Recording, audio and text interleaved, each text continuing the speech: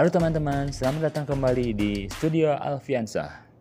Pada video kali ini, kita akan lanjutkan pertarungan Son Goku dalam Dragon Ball Volume 7. Di video sebelumnya, Son Goku dan kawan-kawan sedang dikejar oleh General Blue. Sementara itu, Kame Sennin pun dikepung oleh tentara Red Ribbon. Apakah yang akan terjadi selanjutnya? Ayo teman-teman, kita lanjutkan ceritanya di video kali ini. Kakek Kame Sennin yang dikepung oleh tentara Red Ribbon tentu aja melawan teman-teman. Dengan kemampuan bela dirinya yang di atas rata-rata, kakek Kame Sennin berhasil mengalahkan semua tentara Red Ribbon tanpa sisa. Sementara itu Son Goku dan kawan-kawan yang dikejar oleh General Blue telah sampai di permukaan di dalam gua bawah laut. Goku dan kawan-kawan melanjutkan perjalanannya dengan menyelusuri gua. Sementara itu General Blue dan pasukannya masih terus mengejar di belakangnya.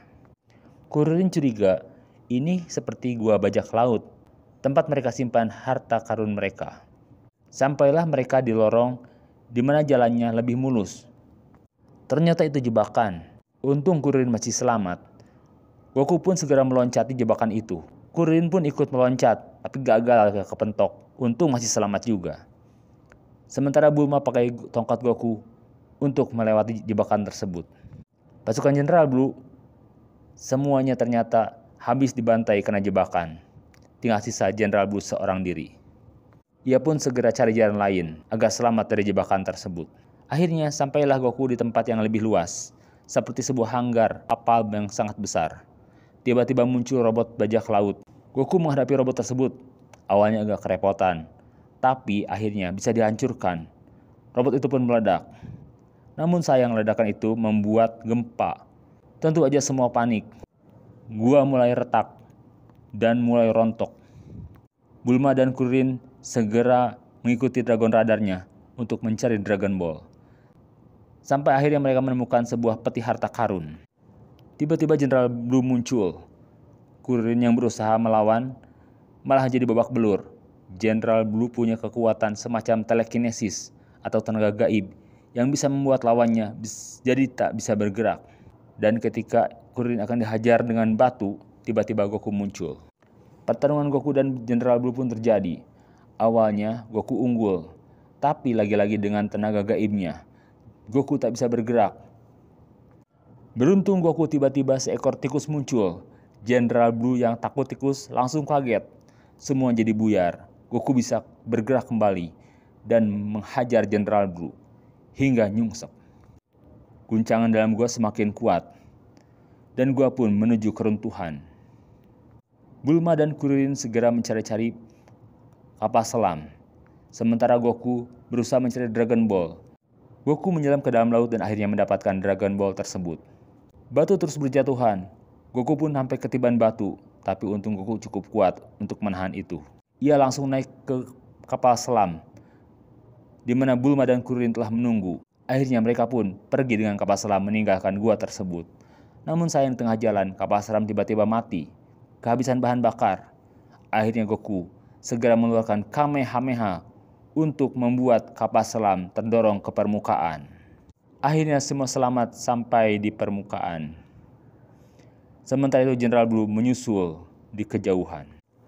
Goku dan kawan-kawan pun kembali ke Kame House, tempat Kame Sennin berada.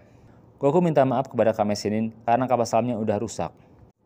Ia menggantinya dengan sebuah berlian besar yang diambil Bulma dari peti bajak laut.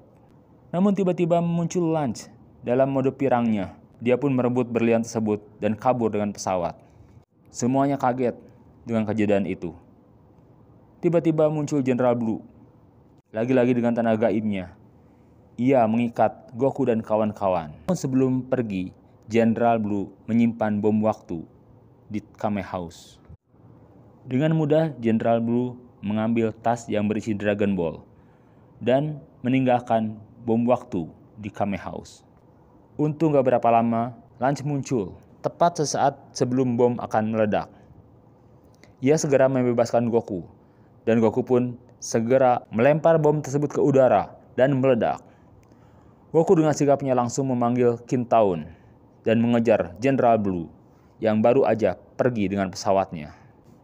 Goku terus mengejar sampai ke sebuah desa, yaitu desa Penguin. Goku terus mengejar Jenderal Blue. Jenderal Blue yang panik akhirnya nabrak gunung dan meledak. Namun dia berhasil loncat dengan Dragon Ball di tasnya. Goku mencari-cari Dragon Ball di puing-puing reruntuhan pesawat, namun dia gak nemu. Ia coba pakai radar Dragon, ternyata radarnya rusak. Untung tiba-tiba ada Alare muncul. Ia ajak Goku untuk ke tempat Dr. Senbei. Dr. Senbei Norimaki adalah dokter yang sangat jenius. Akhirnya sampailah Goku ke tempat Dr. Senbei untuk memperbaiki Dragon radarnya yang rusak. Dan ternyata emang benar-benar bisa diperbaiki. Sementara itu Jenderal Blue membutuhkan pesawat untuk kembali ke markasnya. Ia pun ke tempat Dr. Senbei. Jenderal Blue muncul dan mengancam Alare dengan pisaunya. Dan dengan tenaga gaibnya, ia membuat Goku tak bisa bergerak. Ketika Goku akan dihabisi, tiba-tiba Alare menyerang Jenderal Blue. Ia menabrak Jenderal Blue, kemudian menyundulnya sampai terpental jauh entah kemana. Akhirnya Goku mengambil Dragon Ball yang dibawa oleh Jenderal Blue. Tapi sayang, radar dragonnya kebawa sama Jenderal Blue di saku celananya. Untung ada turbo si bayi terbang yang bisa membuat Dragon Radar dengan suku cadang dari pesawat. Goku pun berterima kasih pada keluarga Dr. Senbei dan Alare. Kemudian dia pamit dan pergi dengan awan kintaunnya. Sementara itu, di suatu tempat, Jenderal Blue lapor kepada pemimpin besar Red bahwa ia telah gagal mendapatkan Dragon Ball, tapi ia berhasil mendapatkan radar dragonnya. Pemimpin besar Red meminta Jenderal Blue untuk segera kembali ke markas besar. Sementara itu, di suatu tempat, di tanah suci Karin, Colonel Yellow sedang berusaha untuk merebut Dragon Ball dari tangan seorang kepala suku Indian. Ia bernama Bora. Bora dikepung oleh tentara Red Ribbon yang berusaha untuk merebut Dragon Ball dari tangannya. Tapi semuanya gagal dan tumbang. Akhirnya Colonel Yellow pakai cara yang licik. Ia terbang dan menculik Upa, anaknya Bora, dengan pesawat. Untung tiba-tiba Goku muncul dengan awan kintaunnya. Melihat pesawat dengan tanda Red Ribbon, ia pun segera menyerang pesawat tersebut, menghajar Colonel Yellow dan menyelamatkan Upa. Mengetahui Colonel Yellow tidak bisa dihubungi lagi, akhirnya pemimpin besar Red berencana untuk memanggil Tao Pai Pai, pembunuh bayaran nomor 1 di dunia, untuk merebut Dragon Ball, membunuh Bora, juga Goku sekaligus. Bagaimanakah kisah selanjutnya? Siapa pula Tao Pai Pai ini? Sehebat apakah dia? Kita akan tahu jawabannya di video selanjutnya. Sebelum kita tutup video ini, ada sedikit fun fact.